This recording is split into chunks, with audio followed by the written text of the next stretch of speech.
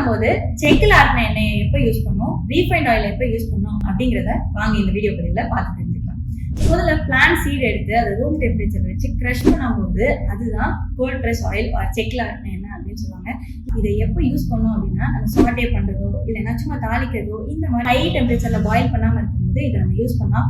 இதே deep fry பண்ணுறோம் அப்படின்னா அந்த டைமில் இதை நம்ம யூஸ் பண்ணக்கூடாது.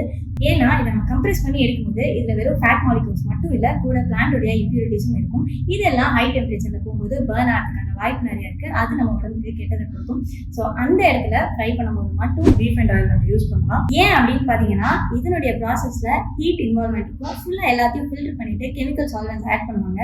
அப்படி இருக்கும்போது இது ஹை பாயிலிங் பாயிண்ட்டுக்கு ஏற்ற ஒரு எண்ணெயாக இருக்கும். ஸோ எந்த எண்ணெய் யூஸ் பண்ணோம் அப்படின்னு பார்த்தீங்கன்னா தாளிக்கிறதுக்கு நம்மளுடைய ரெகுலர் நார்மல் குக்கிங்க்கு செக்கில் ஆட்டின எண்ணெய் ரொம்ப ஹெல்த்தியான ஆப்ஷனாக இருக்கும். அதே மாதிரி பொரிக்கிறதுக்கு வறுக்கிறதுக்கு கண்டிப்பாக ரீஃபைண்ட் ஆயில் ஒரு நல்ல ஆப்ஷனாக இருக்கும்.